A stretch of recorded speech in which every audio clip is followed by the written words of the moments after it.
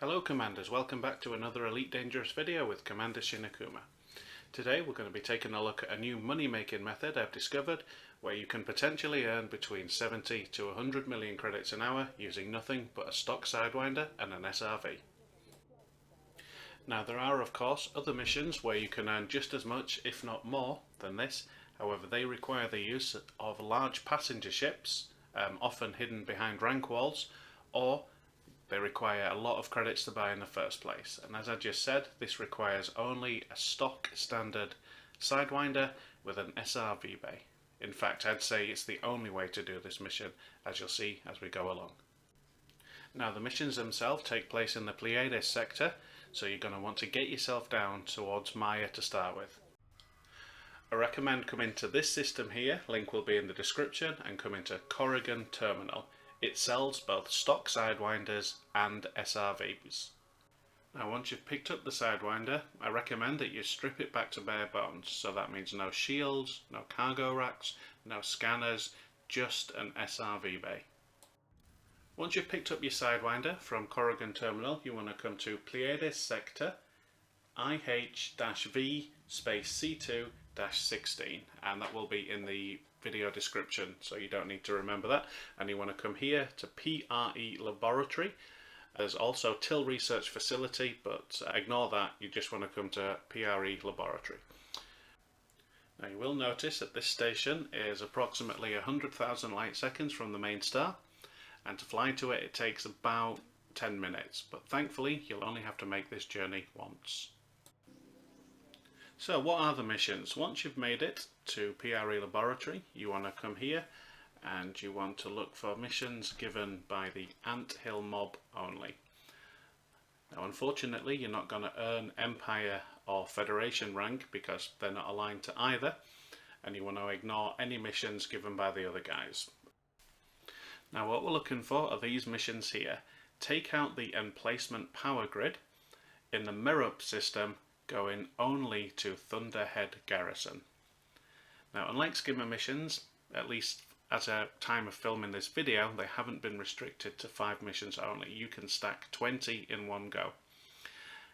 Now once you reach allied status with the Anthill mob, you should be looking to make between 1.5 to 1.7 million per mission. Now times that by 20, that's at 30 million a run. As you can see from the mission board, the Anthill mob really seem to hate Thunderhead Garrison, so there are plenty of missions available to take. You might need to board hop once or twice to fill up on 20 missions. However, for the purposes of this video, I'm only going to stack 3 missions because it works just as well with 3 for demonstration purposes as it does with 20. So we've stacked our 3 missions, and now we're going to get set course for the Merope system. In a stripped back Sidewinder, it should take you no more than 2 jumps. I'll catch you once we're there. So we've arrived in Merope now, and we're going to set course for Thunderhead Garrison, which as you'll see is 3,000 light seconds from the main star, so not far at all.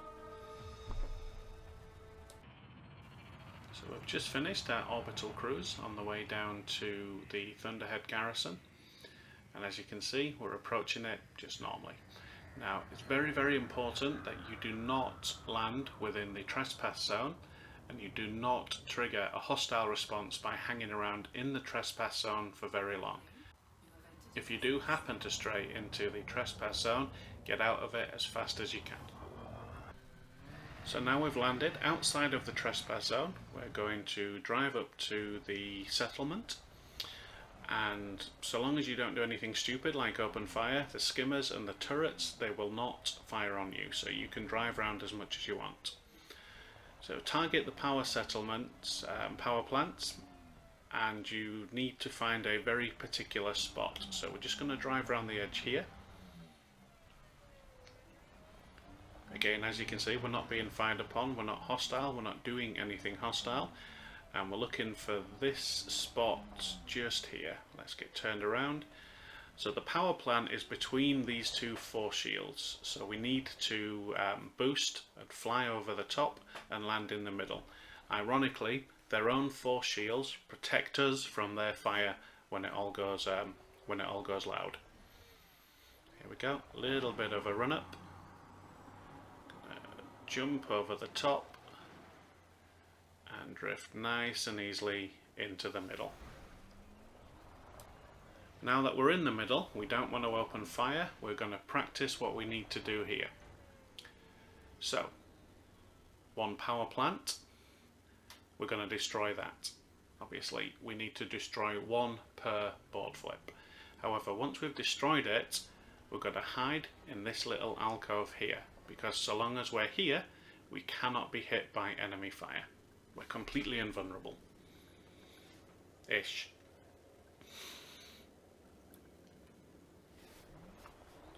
So I recommend before you attack for the first time, you get used to pulling out only as far as is possible.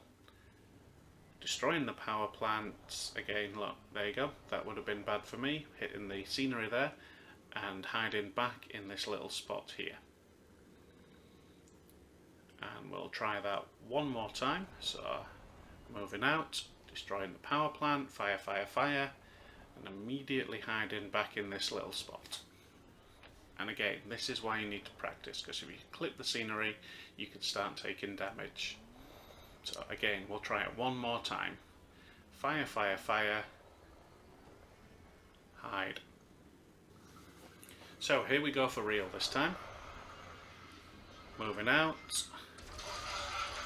firing, destroy that power plant, get hidden.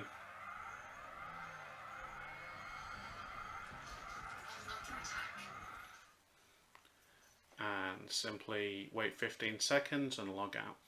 Now the eagle eye amongst you might have spotted I took a few bits of fire there, but that's because I was arsing about and moved out for reasons that I'm not entirely sure of. But now we're back up against that post, we're invulnerable to enemy fire. So we simply board hop, go into a new session, and all is forgiven, because when we pop out, nobody's going to be firing at us.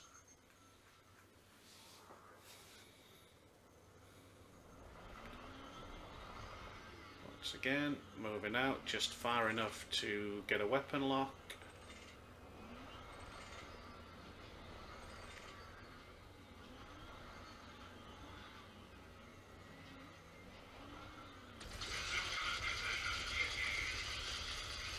Firing.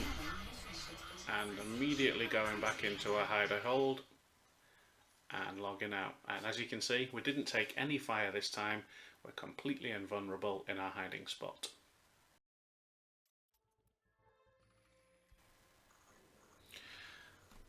So, we've now completed 2 of our 3 missions, or it could be 19 out of 20.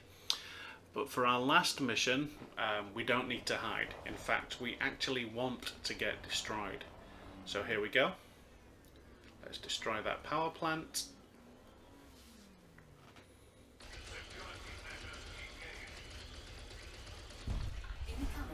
And let the base defenses do their worst. Or you can just self-destruct, it's entirely up to you. The end result is we need to die in this SRV.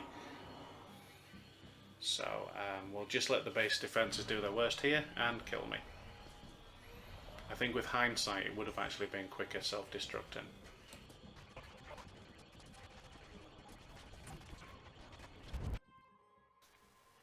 So the base defenses finally killed us.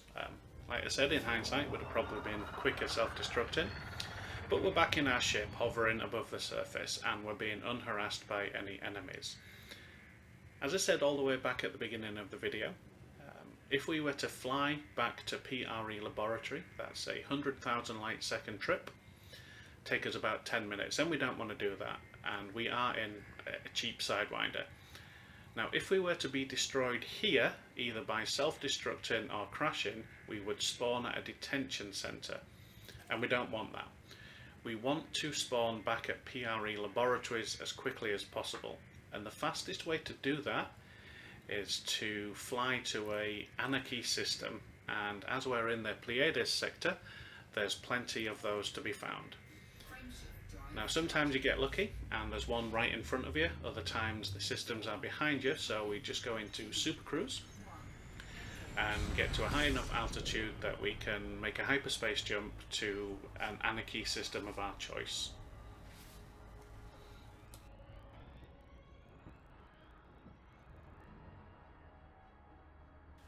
So now that our destination is no longer obscured, we can activate our frameshift drive and we can see we are jumping to an anarchy system.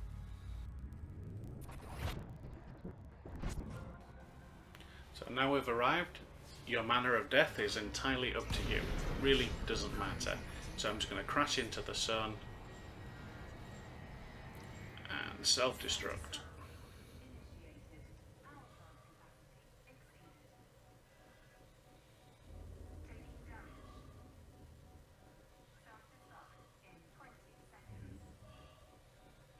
Come on, hurry up and die.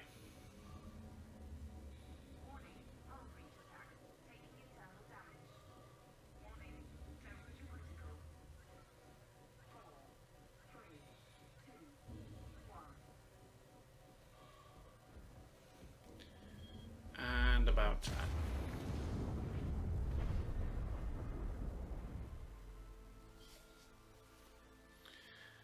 And here we go. So we get to the rebuy screen and bingo. We can spend 800 credits plus another, what's that, 1,800? I can't see, the screen's too small on my recording software. But we're paying 2,000 credits to get back to PRE laboratories, and it's taken us about a minute as opposed to the 10-minute flight time if we were to do it properly.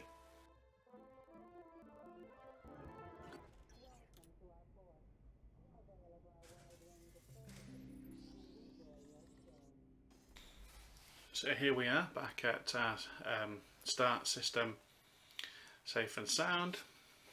Collect our 3 missions. There's 1.7 million, 3 million, 4.7 million. Really easy, absolutely no threat, and you could have stacked 20 missions. Look, you can see here there's more missions ready for the taking. Now this will eventually get nerfed once it gets out there. As lots of you know, I like to team up with Down to Earth Astronomy. He helps me, I help him type scenario, but as I understand it, nobody else knows about this one yet. It's all me. So it's not on Reddit, it's not on YouTube. So this method should be about for at least a week. Hopefully you're going to stack up plenty of credits to buy that new Alliance Challenger or any other ship you take a fancy to. I hope you found today's video useful. If you did, feel free to give it a like and subscribe to my channel. But until next time, I'll catch you all later.